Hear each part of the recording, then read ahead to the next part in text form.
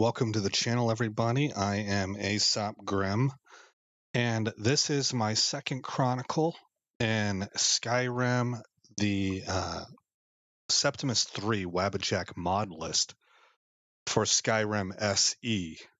And we're doing the intro video here. My intro videos are first and foremost about a content briefing. Since it's Skyrim, it's going to be pretty fast, but let's go ahead and go over it.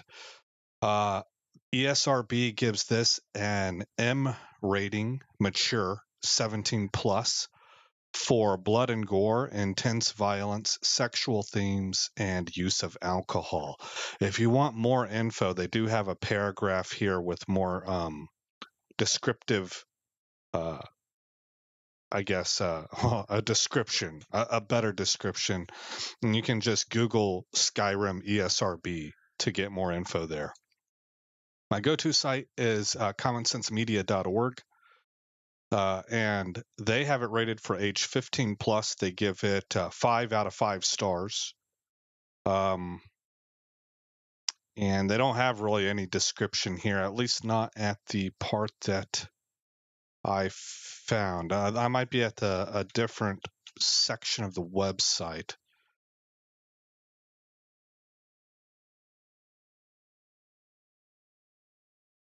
And I was. Okay, so they say violent fantasy RPG makes players think about their actions. They actually gave it 4 out of 5 stars.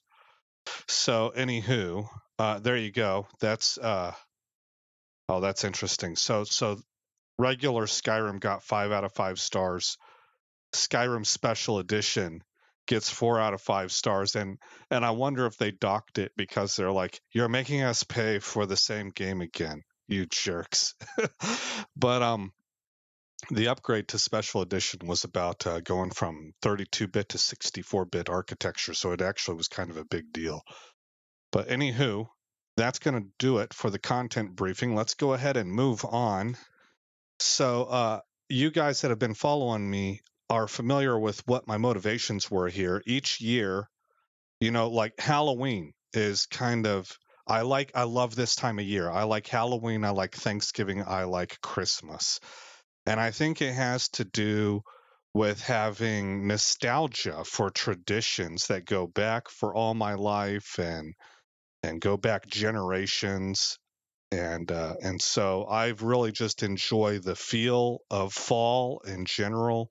And Halloween is something I didn't actually grow up celebrating, so I'm not a big costume person. I didn't go to the costume parties. I didn't even trick or treat. Where I was at was kind of that was a bit of a sketchy proposition. But and so I can't really explain why I dig Halloween, but I think it boils down to the nostalgia. I don't really like scary stuff. I'm not into scary movies or anything, but I do like the campy kind of more nostalgic I get not humor, but like the cartoons, right? Like Charlie Brown, Casper the Ghost, Scooby Doo, things like that, where you're dealing with the ghosts and spirits and the haunted and the mystical and stuff. And so, but each year since I've started my channel back in 2020, actually, I think I started it not in 2020. I think I started it in 2019. But at any rate, I have forgotten about that, and I have not played a game that followed the theme of Halloween because I didn't realize or remember until I was right on top of it. Either Halloween was happening or it was a week prior. And by that time, it's too late to start a new chronicle. And typically, I was already in the middle of another chronicle with a game that had nothing to do with Halloween, like Mass Effect or something like that. Well, this year, I finally remembered. And I remembered back in August, and that gave me a chance to do chronicles. I did it in Elden Ring, and Skyrim. And for Elden Ring, that's got kind of to me, it fits with Halloween. The entire game does, because you have these monsters throughout the entire game, and it's mysterious. You're trying to piece these pieces of lore together. That's another maybe aspect of Halloween for some reason, mystery. is kind of in there. The unknown, you're dealing with the ethereal, you know, stuff like that.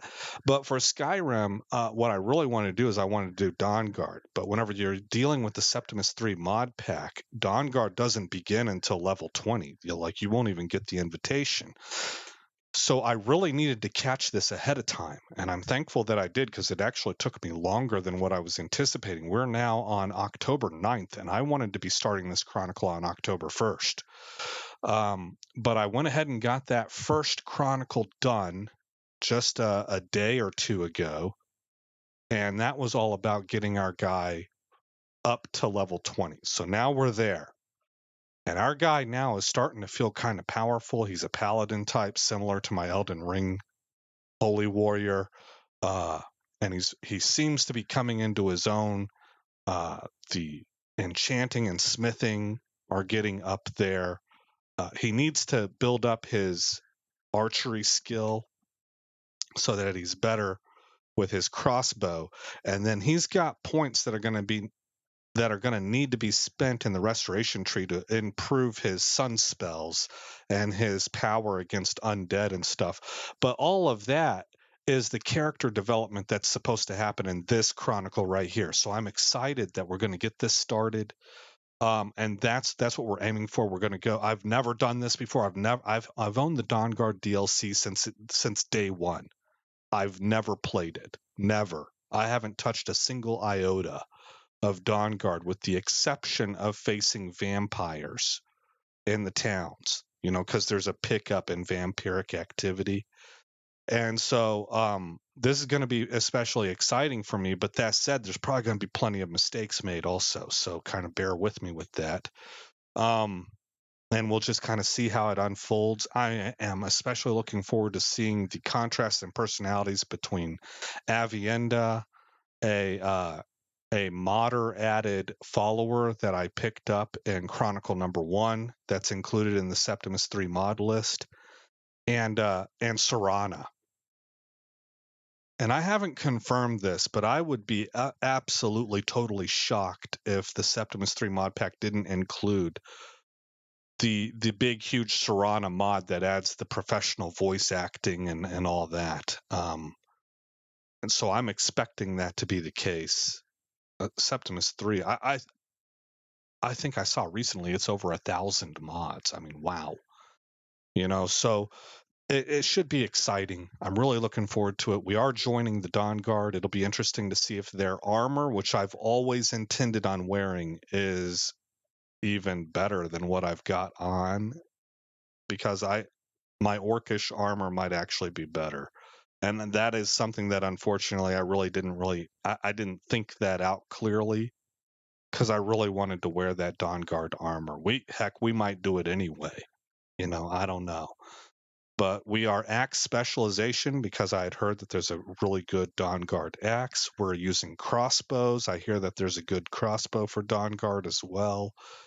And it should just be an absolute blast to do this. And I'm hoping, I don't think we'll be finished with it, but that was never my goal. I'm hoping we are hitting an apex point in the Chronicle by the time Halloween gets here. And then wrapping it up in November is what I'm anticipating, but we'll see how it goes. This may go quicker than I think. All right, that I believe. Now I wanted to tell you also, this is my new main character. So I have lots of content in Septimus 3 to do. I still need to actually beat the main quest. So we've got dragons rolling around out there still. We have the Dragonborn DLC to do, and then we've got all of the modder added DLC sized quests, including a Beyond Skyrim Bruma. There's a lot to do, and so I anticipate playing this, continuing to play this with this character, completing all the Legend of the Dragonborn stuff and all that, and that'll be future chronicles. But that's a good segue for what I want to mention to you next. Now, I do want to tell you guys that I am done talking about this chronicle in particular. So that's really your briefing. And if you're done, you're done. The next thing I want to talk about is about Septimus 4 and Anniversary Edition. So this may or may not be a factor for you. So just there's your heads up. We are now transitioning into material that's unrelated to this specific chronicle, but is related to Septimus 3. Okay, a few days ago, I saw that Guitar Ninja, the author of Septimus 3, just entered Septimus 4 into its beta stage.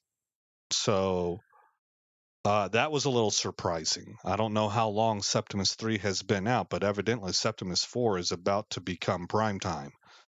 And he did let us know up front about 3 things.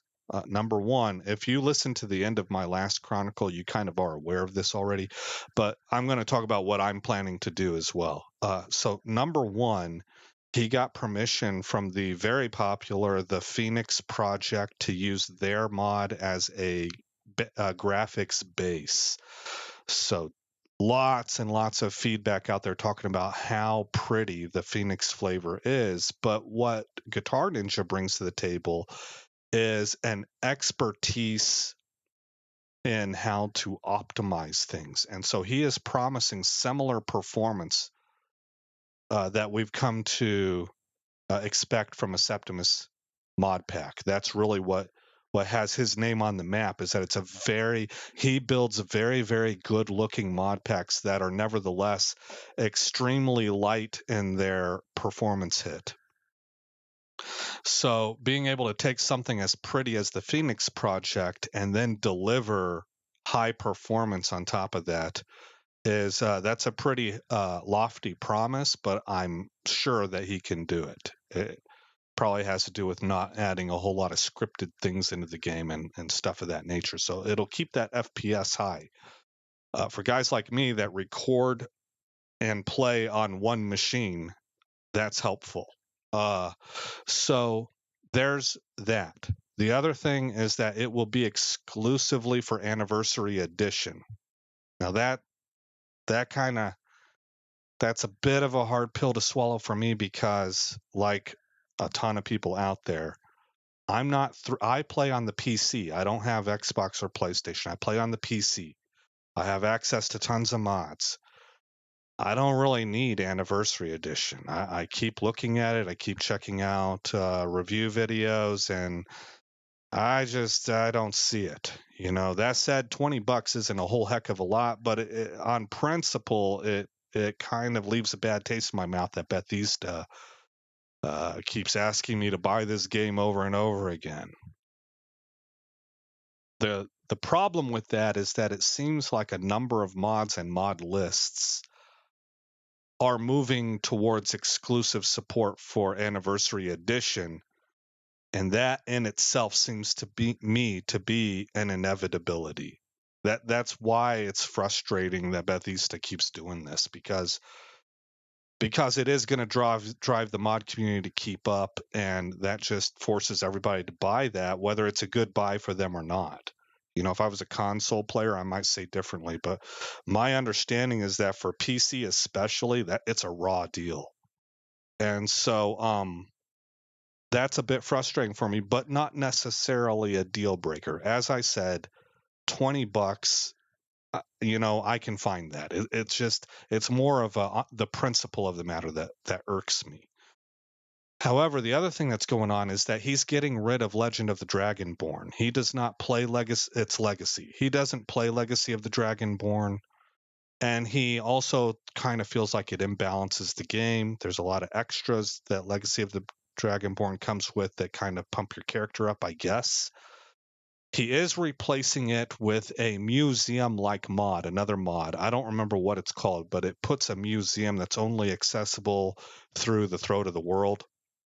So there will be a central collection point, which is one of the big draws of Legacy of the Dragonborn.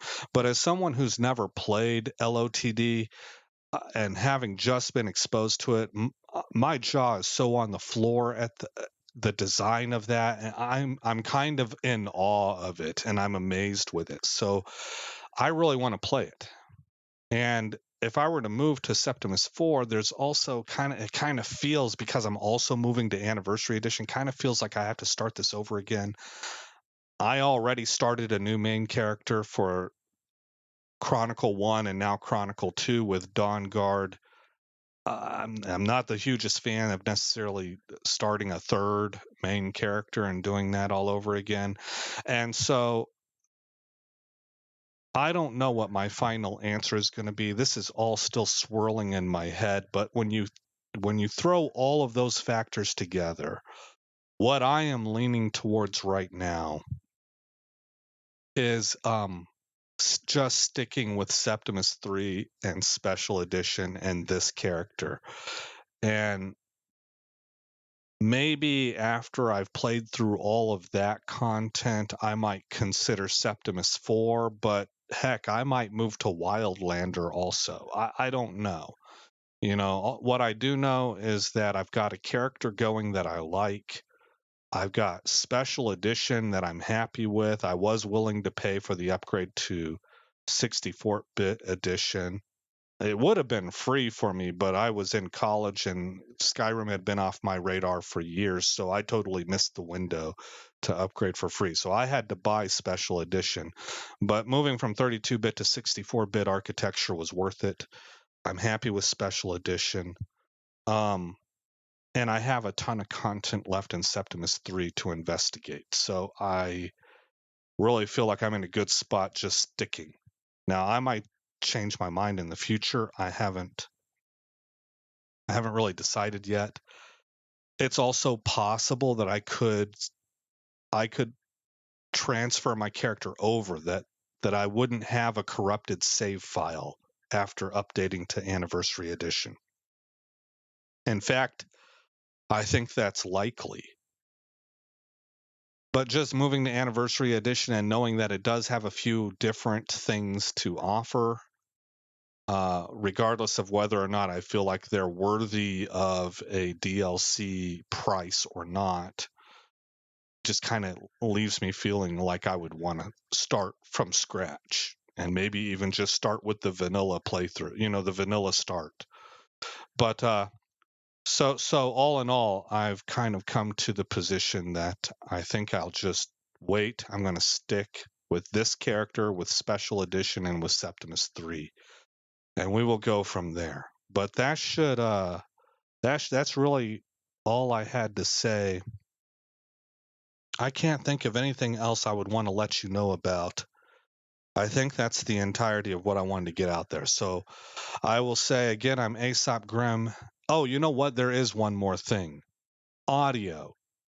I want to know, is my audio on par with most of the rest of YouTube, or am I lower? Because I don't want to put you guys in a situation where you have my video playing in the background and then YouTube automatically moves to a random video on somebody else's channel and you get your ears blown out because my audio is substantially lower than everybody else.